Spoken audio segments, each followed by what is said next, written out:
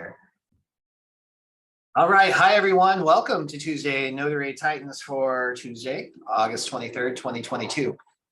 My name is Bill Soroka. I'm the founder of NotaryCoach.com and Notary Business Builder, the Advanced Notary Mastermind. And I'm here with my co-host, Laura Biewer. How's it going, Laura? It's going great. If anybody doesn't know me, I'm Laura Biewer, founder of Coach Me Laura and the annual Notary Symposium event and co-founder of Notary Business Builder.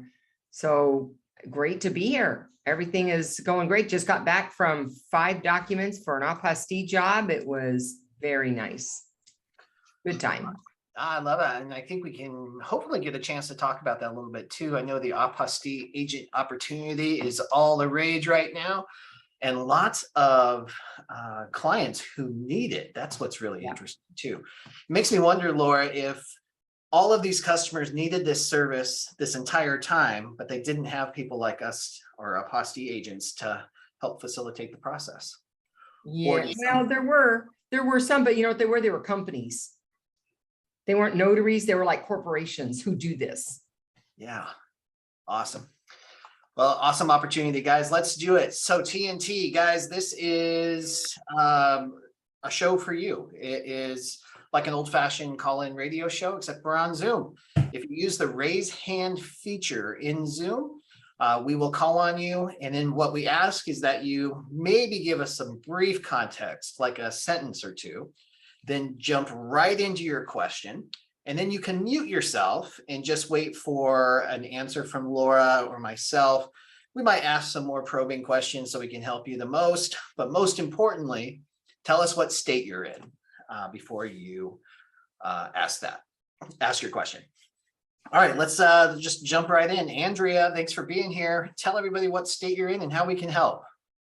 Hi, I'm from California. And hi. So I was calling in because about 2 weeks ago, I had a signing. And so when I went into their home, they had guided me to go to their dining room table. And so when I went to sit on their table, I had to walk up like a step, which I don't know if it was something that they did on their own, like something that wasn't permitted. But when I was getting ready to leave, I tripped and my whole ankle did like a 360. And so ever since then, I've been in pain. And I did have Legal Shield, didn't think I needed it, so I canceled it. And so what I'm not calling for is legal advice. I just want to know, is this where general liability comes in? As far as for like injuries, because like yesterday I had 3 signings, and in between my signings, I was just crying. My right foot is like totally, it's yeah, I was crying all day yesterday. Yeah, I'm sorry that happened, and that is a hazard of our trade sometimes. And there's been some awkward situations and some dangerous situations sometimes. So as far as the Legal Shield question, so this is not your general liability. This would be more towards the homeowners, their insurance and general liability. So Legal Shield would be used for a different purpose at this point. So do you have health insurance, Andrea? Yes, I do. The thing is that like right now, like I'm so grateful to be working with the signing services that I do have. They pay weekly. I get signings every day. So I just like, I don't want to like stir nothing up, but at the same time, my mobility is like at around 40% on my right foot. And I just don't know what to do from here. Yeah, I think, Laura, what do you have to say about this? Any resources you think of? Yeah, I mean, the first one is you use your health insurance to cover whatever medical treatments that you need. That's why we have health insurance, of course. The other thing is like I have an office. So if somebody tripped in my office, I have liability insurance that can pay for if they don't have health insurance or co-pays or other things, other expenses that are not covered by whatever you would normally have. So they probably have homeowners insurance, and part of that homeowners insurance is going to cover somebody having an accident at their place.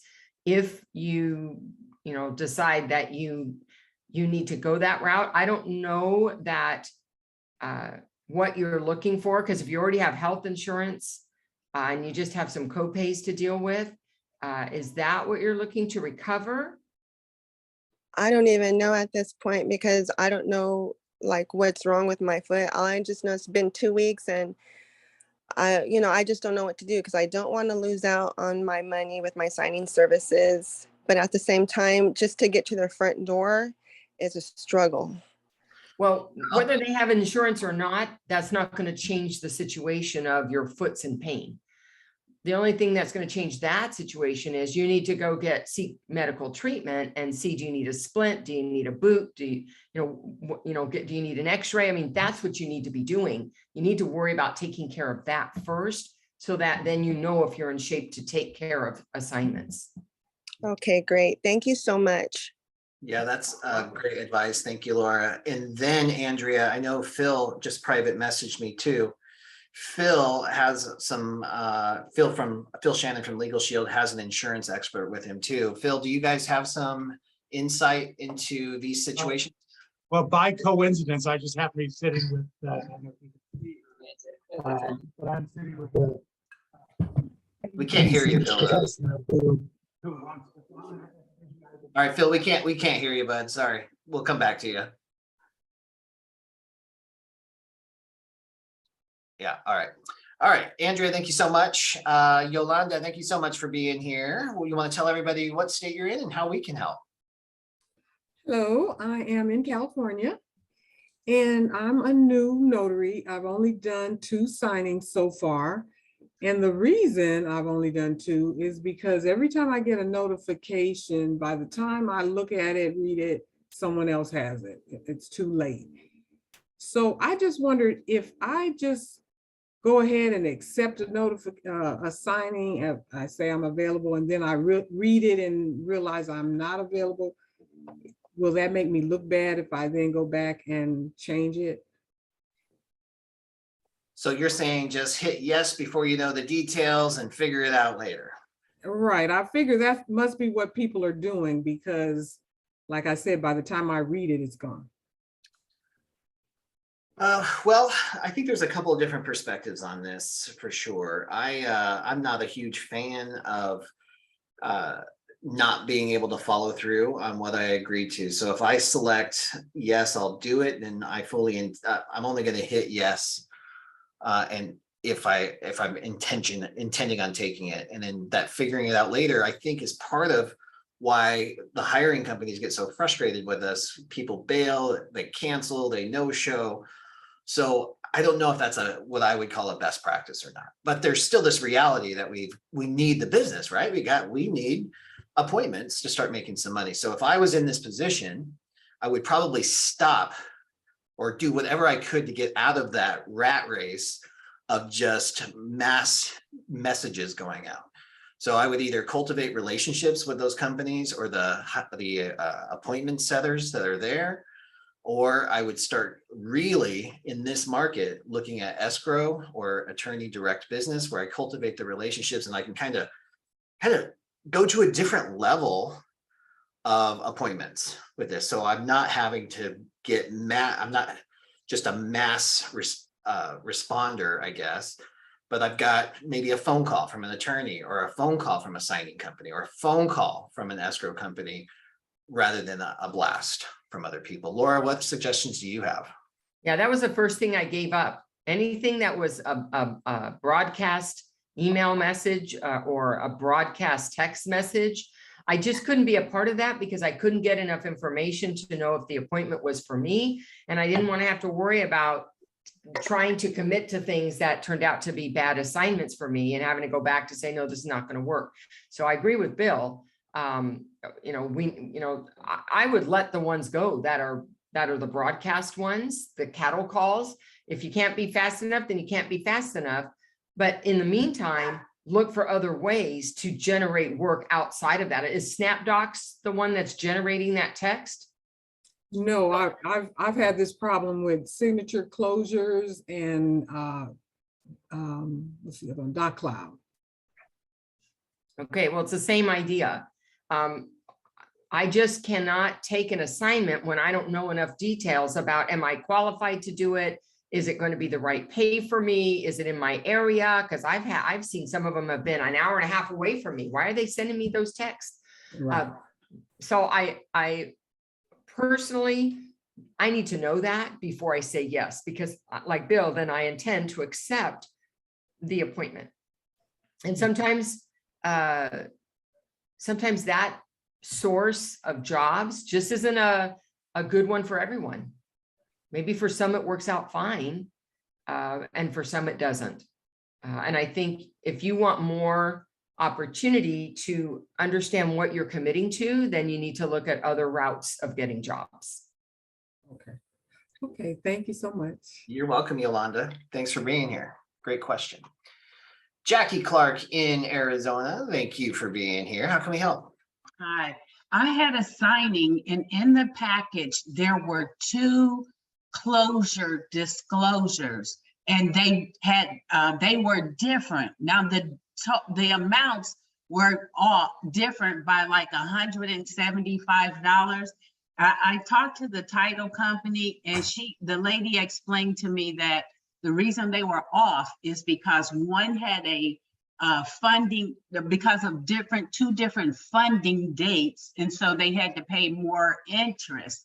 Well, I said, well, okay. So I said, so which one is, the right one? She told me which one was the correct one. And I said, okay, well, what do you want me to do with the other one? She said, you should have her sign the other one too. Yes. She told me to have them sign both. And I just wondered, was that okay? Since one was obviously not correct, but that's what she told me to do. And fortunately, I explained it to the signer and the signer didn't have any problem signing the incorrect one, but Yeah. I was just wondering, was that the right way to handle it? Yep. It is. And sometimes it's a bigger deal to us because we're like, I would never sign that. We're like, why is this inaccurate? It's like thinking with our own wallet, right? But that's really normal in mortgages, and it's outside our lane too, right? Like they sent over the paperwork they want signed. Our job is to gather signatures and facilitate that appointment. So we do it. And there's a little bit of grace or art to briefly describing it, so it doesn't feel like a big deal to the borrowers, and it sounded like you handled that just fine, because they have probably already electronically signed that closing disclosure at least a half a dozen times, maybe even more. Every time there's a material change in the application or the terms, it triggers that closing disclosure again. Sometimes another 1003 an application too, so they're kind of used to that signing. Laura, do you have any additional?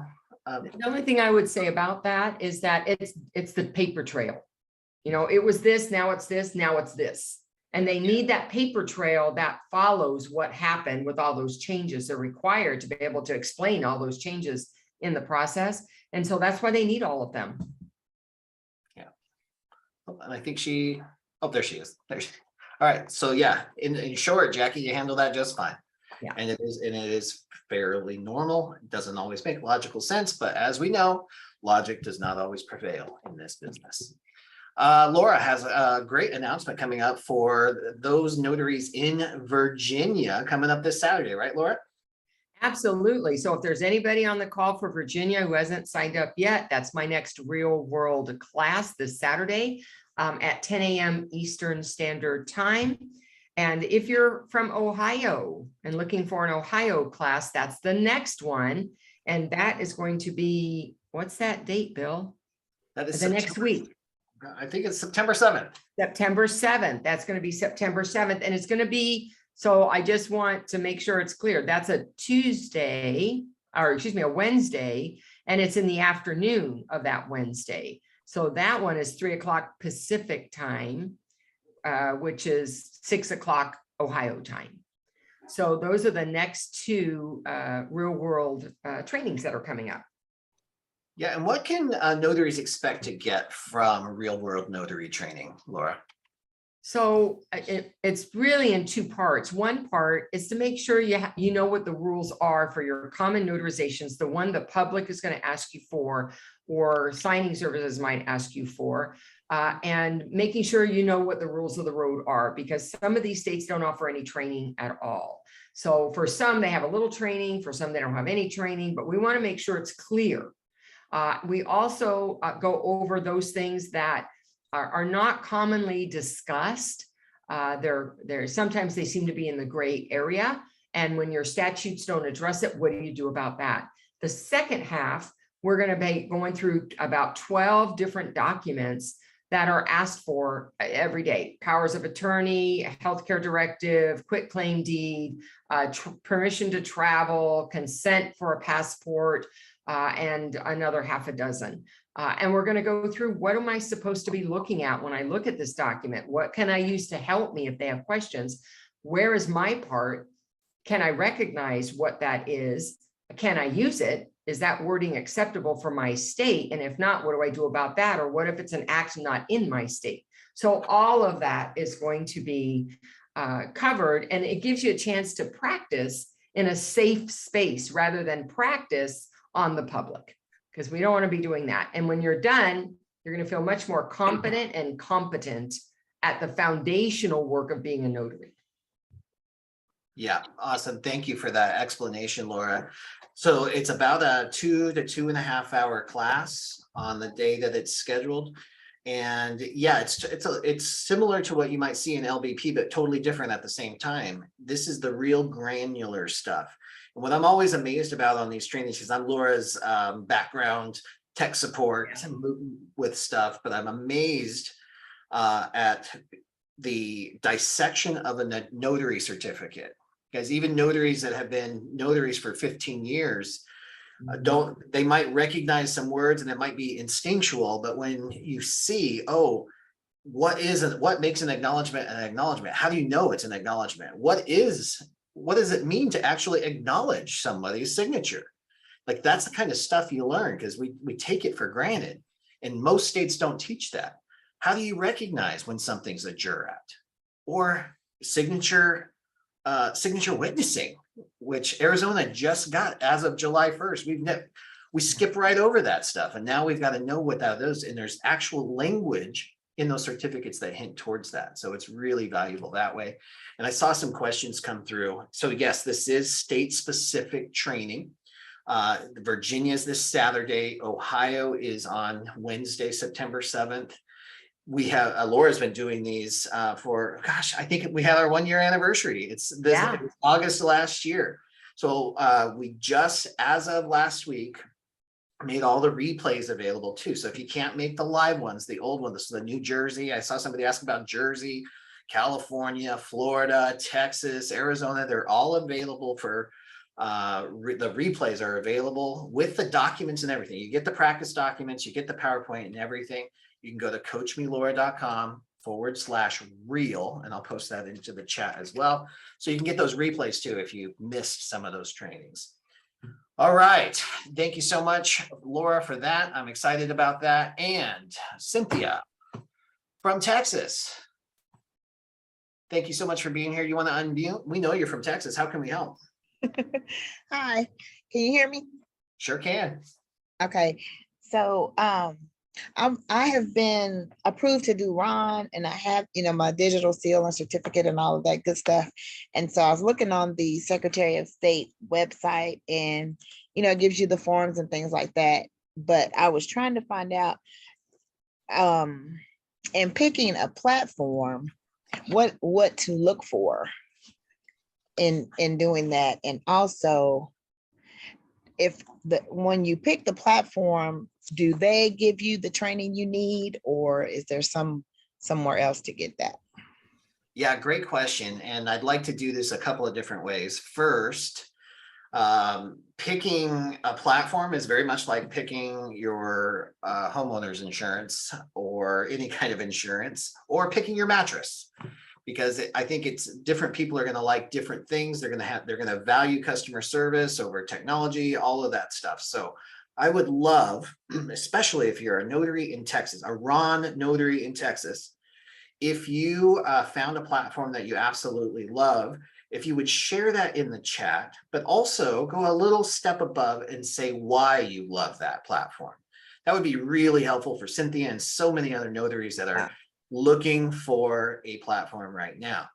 Now, with that said, or even if you're in Florida, thank you, Melissa. If you just found a platform, because a lot of these platforms can be used in multiple states. So if you found a Ron platform that you absolutely love, post it in chat and tell people why you like it, or tell Cynthia. And then the other thing, I'm glad somebody already mentioned it, is Amy Seitz at Cyberize It.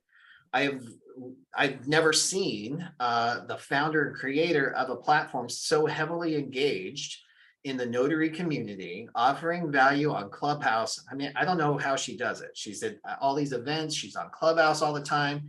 You can reach her directly. She answers all my questions. I absolutely love working with her. So I recommend cyberize.com. I even put a link to her website on my website. So you can just go to notarycoach.com, and it's right in the first section of the website. Just click in, see that. She does offer the training. She gives you a little playground in there, so you can get in and you can tinker with it and see if you like it and practice with it and that kind of stuff. So that's all I have to say about that. Laura, what do you got? You know, first of all, I'm not allowed to do it in California yet. So all I've done is play with it. And I got to tell you, everything I know really is because of Amy. Amy has been fantastic. And to, like what you said, Bill, to have somebody so engaged directly with the community, to provide training. She has a sandbox. You can, I think it's $20 for the year, and you can go into the safe sandbox and you can practice doing that. So that, I don't think anybody else is offering that. So if you're getting started, good place to go. Awesome. Okay, Hope that thank you. helps. She actually helped me get my stuff situated on there. I couldn't attach my my documents or whatever. So she helped me get set up on there. Well, fantastic. That's a great way to return the favor too. If you enjoy working with her, if she provides the service that you're looking for, no need to shop. Figure you're going to have to pick one of them out, right? I see some people are going to pick two out. They're like, well, this one does this one, but this one does that one. So you might learn as you go through this stuff that one might fill a gap that another one does not. And that's totally okay, but you got to start somewhere. Right. Okay. Thank you. You got it. Thank you for being here. Hey, Michelle. Nice to see you. Hello Let's again. tell everybody what state you're in and how we can help. I am in Virginia, Thank and I you. want to tell you first, I'm in Northern Virginia, right outside of DC. I want to tell you first of an email that I got that I was really surprised of, because it came from a lawyer, and he asked for a mobile notary request. And I think he wanted Ron. I'm not positive though. But he said that he could print all the documentation, but he needed my notary stamp info beforehand. And it's like, that's a no-no, isn't it? I don't share that until I'm actually doing a notarization. Is that correct? Yeah, I wonder what his motivation was. Maybe to fill in the notarial certificates with your serial number in advance or something. The Lord, does that sound logical? I think he was up too late in the night and he wasn't thinking. It could be that, Bill. It could be, a lot of attorneys don't really give the respect and don't have the knowledge about what notarization truly is. They just see it as a formality to finish off the document. And they will make requests that are well beyond what's allowable or acceptable, even though they may not have the word fraud in their mind. That maybe that's not their purpose at all, but they just don't understand doing what they ask, how that can really create an opportunity for fraud. Yeah, he's a notary as well. I think it was a typo because he was up too late at night. So I don't think he realized it. So my question though, that I really wanted to ask you about, are there many title companies that you know of that will use Ron, or are they all in person? Ooh, that's a really great question. And I'm going to open that up again in the chat as well.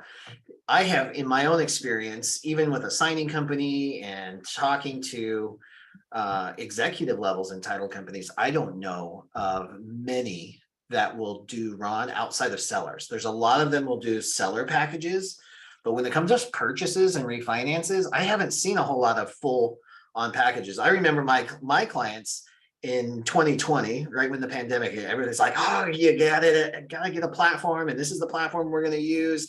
Never used it a single time. And it's still, even when we talk about it, even when I say, well, how about we use iPen instead? They're like, no, we're probably years away from that. So I'd love to hear if there's other companies, if you personally have found clients that are using Ron for purchase transactions or refinance, post it in the chat. We'd love to hear about it. Laura, what have you heard on this? I've heard everything is anecdotal, which is Ron's not popular yet. There's a lot of attorneys who don't like it. There's states that can't deal with it in terms of their recording offices because they're not prepared to handle things electronically with customer facing documents. So that's all I know. It's not based on any real experience because over here, we're not doing Ron. Yeah.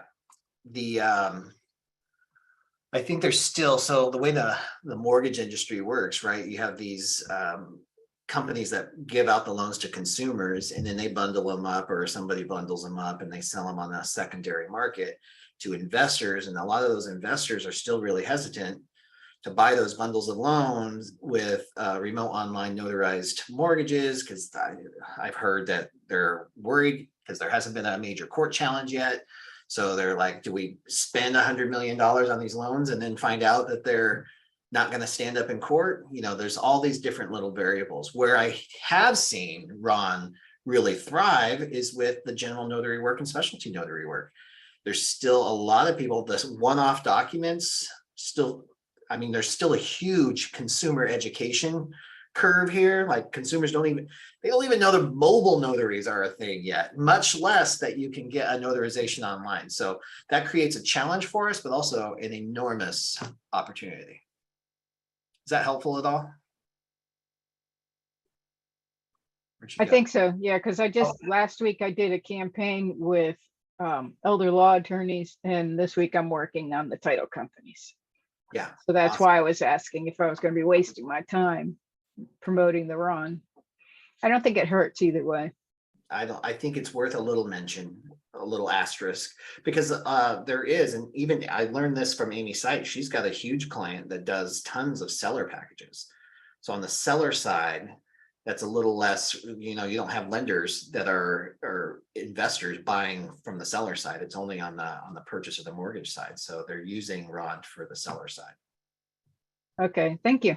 Yeah, you bet. Great question. Phil Shannon, hopefully we can hear you for once. I hope so. Okay, all right, we got you.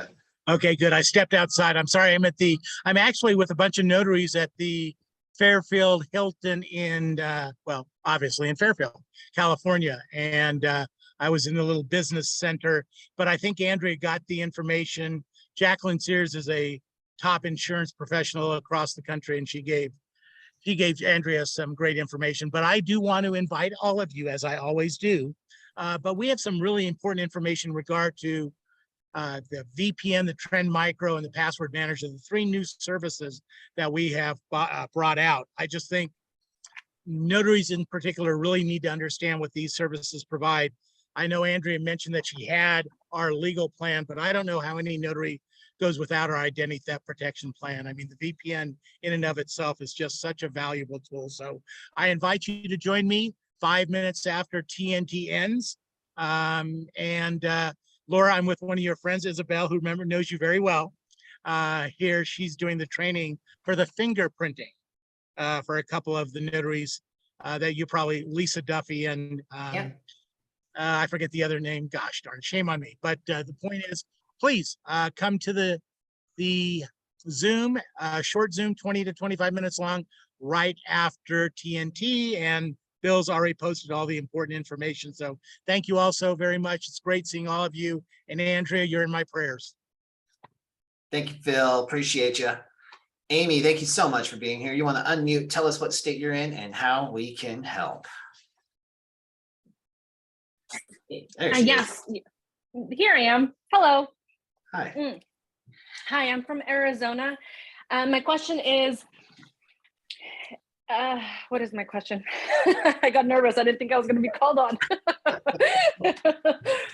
My question is, I have a signing service. I'm in Arizona, and I left this morning the title company, and I had a signing from a lender that hasn't been using that office in a while. And when I left the office, I was thinking how I can bring more loans to help out the escrow officer. Would it be a conflict of interest if I were to approach the loan officer at this mortgage company, and would it be a conflict of interest if I were to hire his daughter? Oh my God, I am so nervous. I didn't think I was going to be nervous. I had practiced this over and over. Holy cow. If I were to hire his daughter to perform the loan docs for this title company, apparently this escrow officer no longer uses his daughter because it's a conflict of interest. As of this new year, she started giving me all of her loan docs and no longer is using his daughter because of that. So I've noticed that he hasn't used her until this morning. I haven't seen his name. And so when I saw it, I'm thinking, how can I bring business to this office? He enrolled his daughter to become a notary public so she can make side money.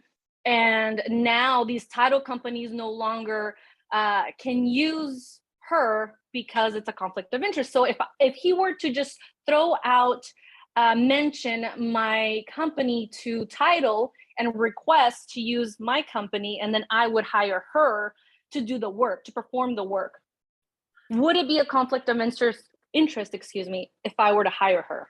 Does that make sense?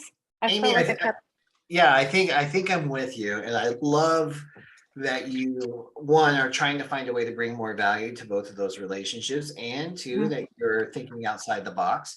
I'm not sure if it will solve the problem though, because the problem is that relationship with the daughter and the loan officer. So whether that daughter is hired by him or hired by you, his name is the originator and then her name is the notary. So that still may not solve the problem. It's an interesting workaround, but it may not get there. But that's going to be a legal decision, or not even legal. It's just going to be a company policy decision. And I'm not sure you get the results you want. Were you going to clarify something?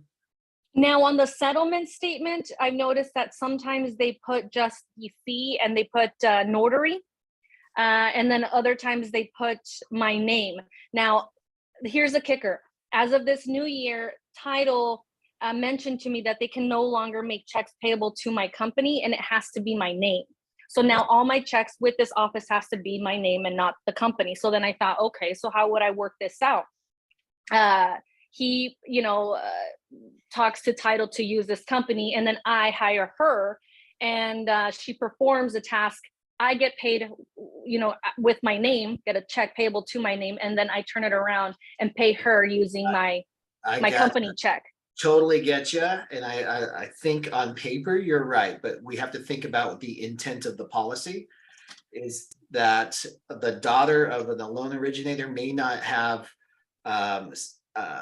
what's that word, Laura? The separation from the transaction enough. So that's why it's considered. Yeah, so they're thinking it's just too close. So while on paper, there may not be a trail, I think it might circumvent the intent behind the policy, or even a law if there is one. So I'm going to pass this over to Laura for a second, but if I was looking for a way to bring more value, I would just honor and respect that they've got a policy. They don't want a dad and a daughter working together. I can appreciate that. So I would do whatever I could to make introductions. Maybe I'd hire her daughter anyway. And other relationships that I have where there's not the conflict, maybe that loan officer doesn't work with this escrow officer, and then give her work that way. So it's another way of bringing value to the relationships, all of your relationships and your clients, but it still honors and respects the policies that they have in place and maybe the reasons behind them. Laura, what do you say? I really think, Bill, you've covered it. Okay. I don't really think I have anything more to add to that. Cool. Okay. Thank you. I really appreciate that. Yeah, okay. So then just kind of help her with, and guide her to introduce her to other companies that could possibly use her. Absolutely. Gotcha. And I'm located in Yuma, Arizona, and there's only 3 title companies, and they cut him off. They didn't cut him off, but in a sense that they conflict of interest using his daughter. Yeah. So, okay. All right. Thank That's you a very tough one. much. I appreciate it. Yep, you bet. Thanks for being here. Of course. Thank For you. your first time too. Yes, it is. You know what? I've been on it, but first time to ask the question, I've been a little Yeah. nervous. I didn't think I was gonna. Yeah. Thank you. Hop in more often. It gets better. It gets easier. Thank you. All right. Thanks, Amy. Hey, Steely Dan Brewer from Oregon. How's it going? Hey, Bill, how are you? Excellent. What can we do today? I was all set. I wasn't going to ask any questions today. And then about 15 minutes ago, I got a call from somebody who wants me to do a kind of a strange request. He's being very persistent about, it's a customer wants me to go to somebody's house. He's in California, and I'm doing a document for, I think, a debt reorganization plan. And he wants a copy of the driver's license, and he wants me to take a picture with my phone. Now, all I can find, I did look up on the Notary Primer. I did look this up in Oregon. It's not recommended, but it's not illegal. And I found a notary bulletin that also says pretty much the same thing. That you shouldn't, but a lot of times they want you to do it, and there's other ways that you can have the signer do it or some other way. This guy's been pretty persistent. I've always just thought it was a bad practice, so I've always just said no. And then he was really almost combative and said the other notaries around the country do it. And what I wanted to say, well, if you haven't find a notary that's willing to take the risk of perhaps losing their commission, then go for it. But I don't really want to put it that way. So, but I Dan, need that's to call this guy back. yeah, that's what it comes down to. It's a best practice, and then having a picture is one thing, and then transmitting it is a totally different other. If you send sensitive information and it gets intercepted or used nefariously, then you might be on the hook for some things. And there are some, what's that? I think there is an act. It's like the 5 different senators' names, Laura. I always forget it. It's the Bleach-Bliley Act or something like that. With any financial institution or their affiliates that have access to sensitive information, they're responsible for when they send it. So it's just not recommended. It might be pushing the law, like we're not legal advisors, so we don't want to say that. But if you don't want to do it, if you don't want to take that responsibility, it's okay to say no. Stand in integrity and say no. Laura talks about this all the time, and I'll let her talk about it now. Yeah, so there's other options. The guy could take his own picture on his own phone and send it to him. Why can't he use his own phone? The customer use his own phone and forward it instead of you use your phone. A technologically challenged signer, so they're not even sure they have anything past a flip phone. So they're not even sure if the customer has that. And I told them that he wants me to take pictures of all the documents, and I told him I would be happy to scan the documents and send them to him. Right. I'm not going to put them on my phone. I don't really. If it's a notarized document, I don't even want that on my phone. So besides, my phone is used for other things. It's not just used for business. So it's just always kind of been that my phone is for taking calls and sometimes an app that I'm going to need to check in with a title company, but I don't use it for work beyond that. And I'm really not comfortable with this. I think I'm going to call him. I may try to find another notary firm in the area that might do that, be willing to do that. But I tell you, yeah, other options are a shipping center can fax it directly over or scan it directly over if there's one nearby. I've had to do that as well. If they didn't have that equipment in their home. Right. All right. But I stand firm. I say no.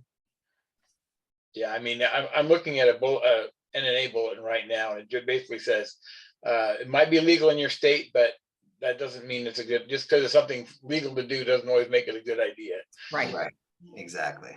Thank you. Hey. All right. Thanks, Dan. Oh, Phil Shannon is doing his icebreaker next Thursday at Notary Masters. Yeah, Along with, and I'm talking all about business cards. And so next Thursday, September 1st, notarymasters.org. beautiful. Thank you. Toastmasters for notaries, just for notaries. Check it out, guys. Laura, you got Yeah. another announcement, don't you? I do. Of course, you guys hear me talk about symposium at this time of year, and that's because we're trying to take care of filling all the seats so that we can get all the welcome boxes put together and get them out in time for everybody.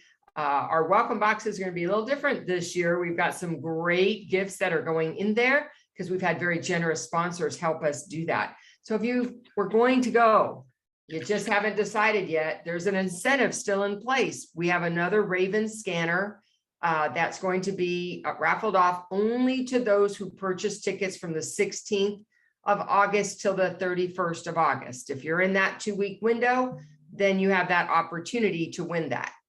So I just wanted to put that out there. If that's something you're already thinking about doing, why not do it now when you have a chance to win that fantastic scanner that Phil is just in love with? Yeah, it is a great scanner. I'm a converted man now. Went from brother to Raven when I saw it in perform. Guys, it's really hot. And the deadline to buy your symposium tickets has been moved, right, Laura? It's September 30th. Yeah, it's September 30th. Again, we needed to do that because some things needed more lead time than others. And we need to be able to have time to not only receive the items, but assemble all those boxes. We lovingly do one at a time. Each one is put together by hand. So we needed time to get that pulled together as well. So we hope we're going to be seeing you at Symposium. We have a phenomenal lineup of speakers. Kicking off with our keynote, Hal Elrod, Morning Miracle, best-selling author and game changer, life changer. I know for Bill and for me, that helped me take steps to optimize not only my business, but my life. And I think that is just as important. We need to remember, we're not all about business. We need to have a life that we can enjoy as well. So I hope that you will think about coming to that symposium. And that symposium is November 11th and 12th. It's a Friday evening and then all day Saturday. It will be recorded, so there will be a replay available to those who paid to be a part of it. They get it as part of their ticket. If you just want to buy the replay, that option is available to you, and you can go on the website and find that. And that's Awesome. notarysymposium.com. Yeah, perfect. All right, and there's a link to that in the chat for you as well. Larry from California, is it San Francisco, California? All Yeah. right. Hi, can you hear me? Yeah, welcome back. How's it? Good to see you.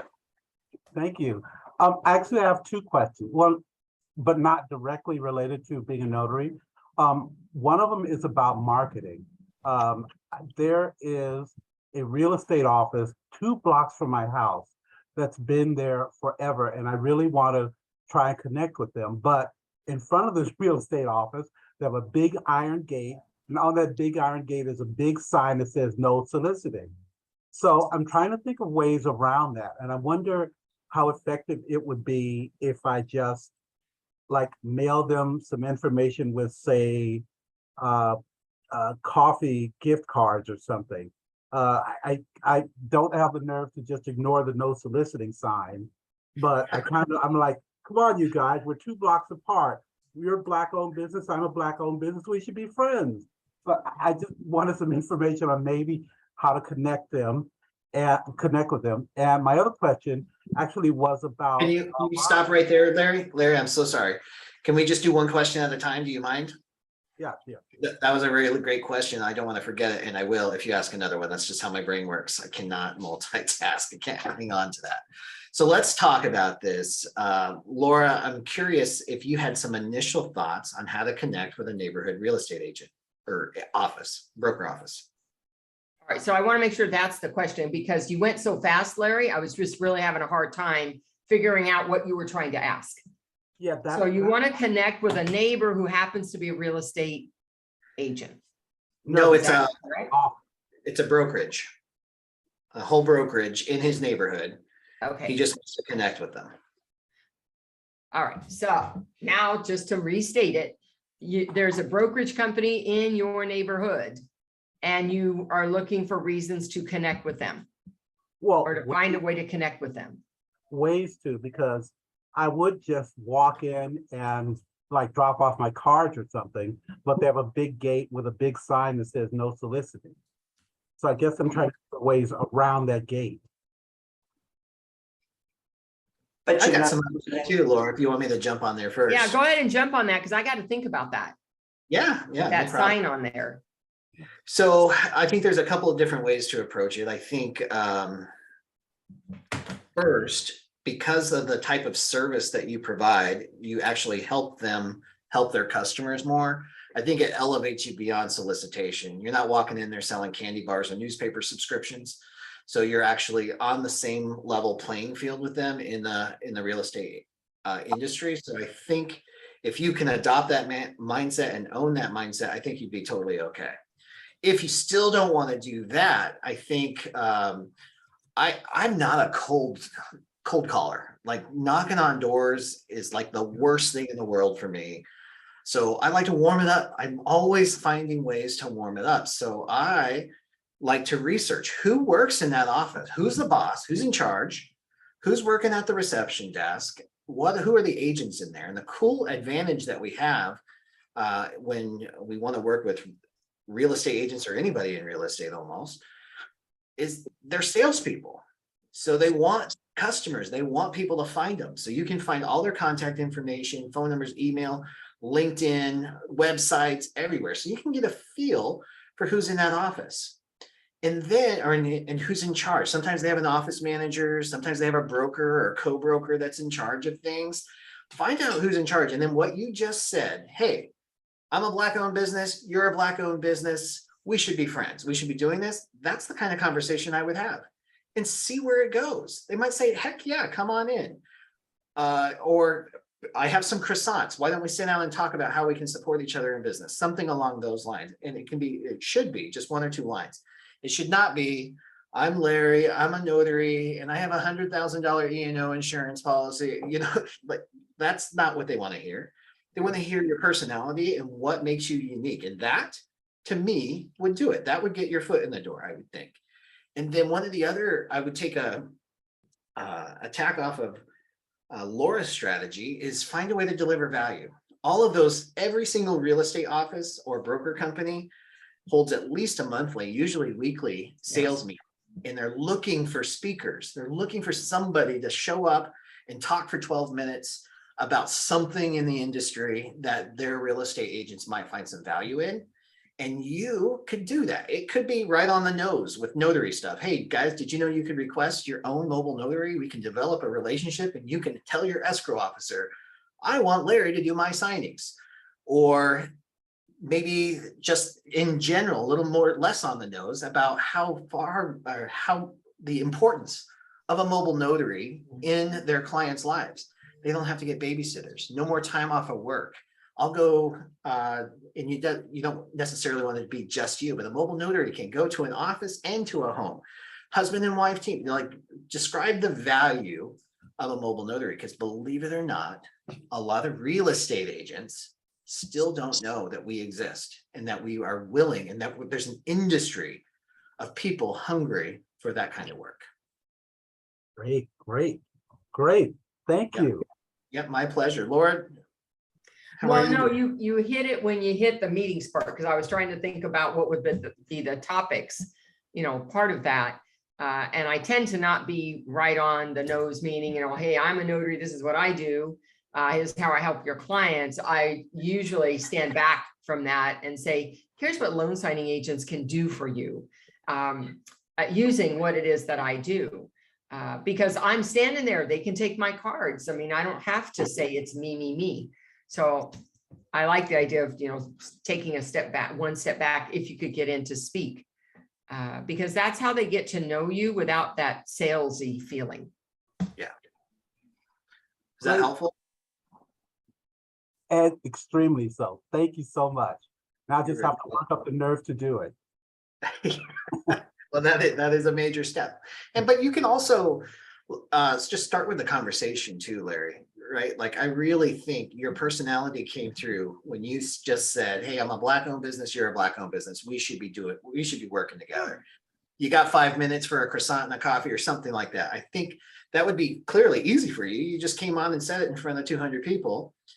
You can say it in a LinkedIn message, right? And see what happens. And if they ignore you, try a different channel, try an email. Like, don't take it personally if they ignore your LinkedIn message. Shoot an email, find a way to text them and just say, hey, it looks like you're kicking rear end over there, kicking butt over there. I'm right around the corner. I'm Black owned, you're Black owned. I think we should meet. Something like that. However you want to do it, whatever comes to you, play with it a little bit and know that even if it doesn't work for that office and that person, everybody's a real estate agent, like, right there, everybody knows a real estate agent. So you just go to the next one and try it. Great. Right on cue, my weed eater came during TNT. Well, my next question was actually just generally about Ron here in California. I see Matt Miller's here in the room. I wonder what the status of that is. Last I heard, there was a bill pending and then it was withdrawn. And I've never heard anything like, why was it withdrawn? Or are we still trying to do that? Or is it kind of dead for now? Because it's something that really, really interested me. But I just wondered if anyone had any information about that. Well, I wonder if Matt would like to just pop in real quick, and you want to give us another update on that, Matt? Are you available? Sure. Thanks, Larry. And thanks, Bill and Laura, for allowing me to come up. So the bill was pulled because there were certain provisions in the bill, like the jurisdictional protections and the private right of action and a few other miscellaneous items that the stakeholders just couldn't agree on. So for this session, the bill is dead. However, we have all agreed to start meeting again next month after session ends to revive this and see if we can come to an agreement to get something passed next year. And then on the federal level, the Secure Notarization Act has passed out of the House and is now in the Senate.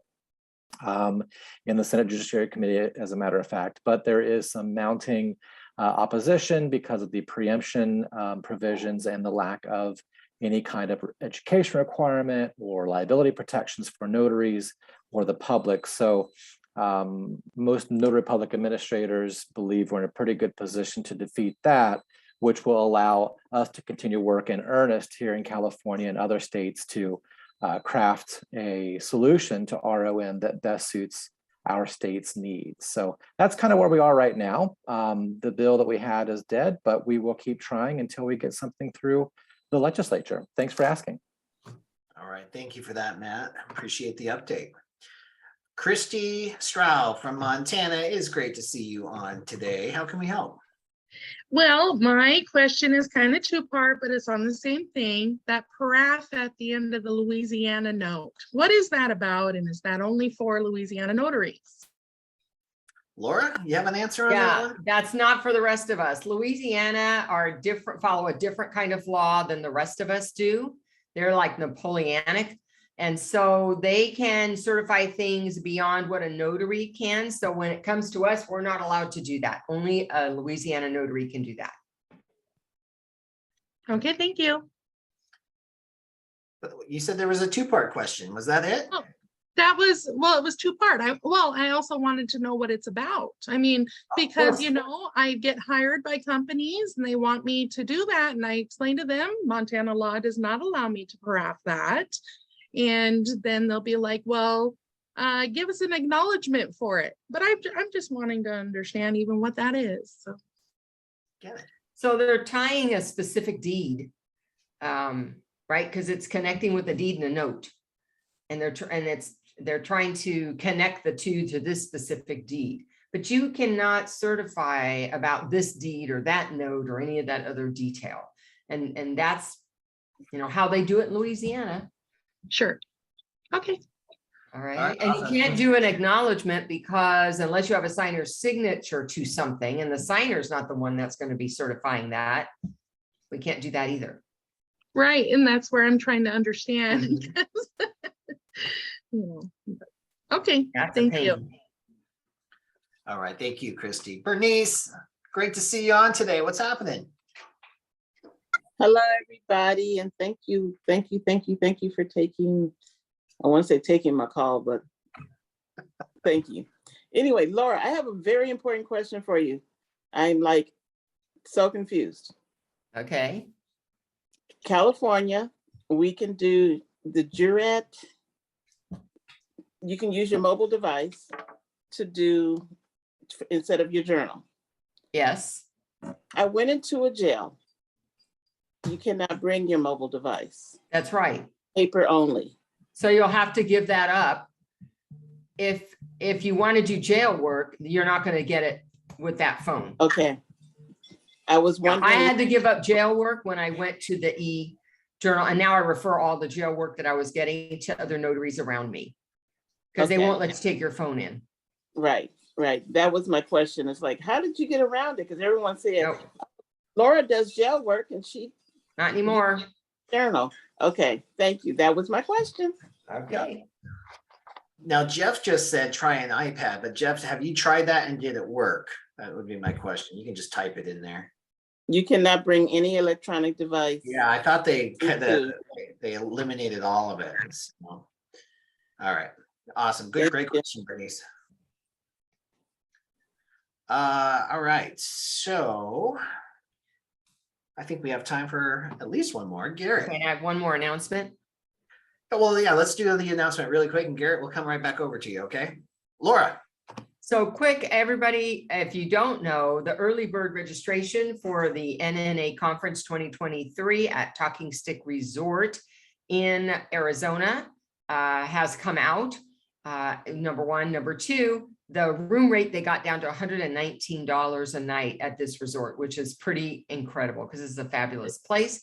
And if you are planning to register for that conference, if you did not know, I can register you for that conference directly. So if you would just email me at laura@coachmelaura.com, I can get you the registration form that I need from you so that I can put it together. And if you did not know, they're doing payment plan as well. So I just wanted you to know, payment plan, early bird is now. I can help you get registered if you'd like some help with that. Just email me, laura@coachmelaura.com. Thank you. 119 at Talking Stick. Oh my God. Even in the Yeah. summer, there's a ridiculous price. I mean, it's a beautiful resort. Mhm. All right, Garrett Smith, thank you for your patience. How can we help today? Hey, Bill, how are you? Excellent, thanks. Good. Just a quick question for you, sir, primarily for you. I booked a call last night with you. You looked like you didn't have any openings until September. Is that accurate and true? Yes. Yeah. But Okay. but Garrett, if you need it sooner, just shoot me a text message and just say, hey, I need a call earlier than your calendar, and then I can squeeze it in. I think Bernice. I don't know that I have the correct texting number for you, Bill. I'll give it to you right now. You have a pen handy? Yep. Go ahead. 602-309-0706. Can you guys hear that? Yeah, I hear it. He forgot the weed whacker. Now he's just broke out a chainsaw. I don't know what he's doing out there, but right in TNT. All right, Garrett, thank you. You got the number. Feel free to text me. You guys can all save that number and text me anytime. Anytime I can help, I'm happy to. All right, that brings it up to 2 minutes, and I got Phil Shannon back. Perfect timing. Can you hear me here? I don't know if you can hear sure me. can. Okay, good. I just want to tell Larry and anyone else who's like Larry, just do it. Those no soliciting signs are for people who are peddling, pizza and nuts and all that kind of stuff. It's not for professionals like you guys. Yeah. Thank you, Phil. That's a really good point. Although pizza is always welcome. I think that's true. That was a bad example. That was a very bad example. Yes, exactly. All right, that's good, and that is very true, and especially if you've heard Jennifer Neitzel talk in her 5-point marketing plan. She talks about that. The solicitation signs are designed to keep door-to-door salespeople who are selling stuff unrelated to the industry. But you as a professional, you are actually part of their process. It's not solicitation when done correctly.